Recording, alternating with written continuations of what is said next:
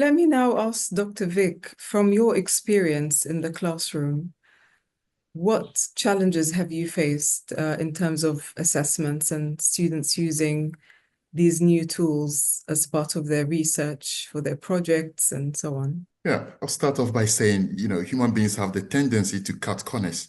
If they can, they will, because there's an incentive for doing so. If you know you're not going to be caught, you will cheat.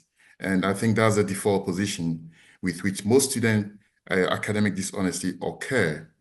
So what has happened over the past few years is pretty simple, that instead of finding ways where previously they would scribble things on their palm, on their thighs, pieces of paper, and go into the exam to use those materials, it has moved to, if it's a coursework assignment, they will find ways around that, a quicker way. And Gen AI seems to be the tool that can help to do that very quickly.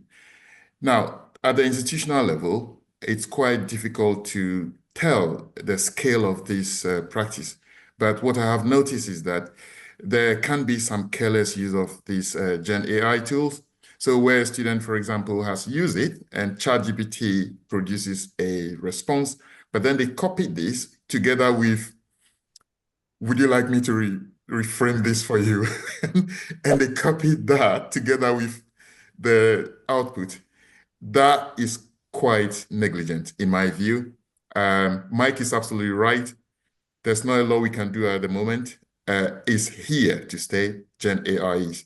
So I have seen episodes of student misuse of those tools, the same way they would have done if there was no tool of such nature. It's down to institutional policy to mitigate these activities. And I know universities, including where you and I work, there are policies about this to tell us how to approach the use of AI. And we are allowed to let students use AI in our classes to do a number of things. So there is a limit to what they can do and what they can't do.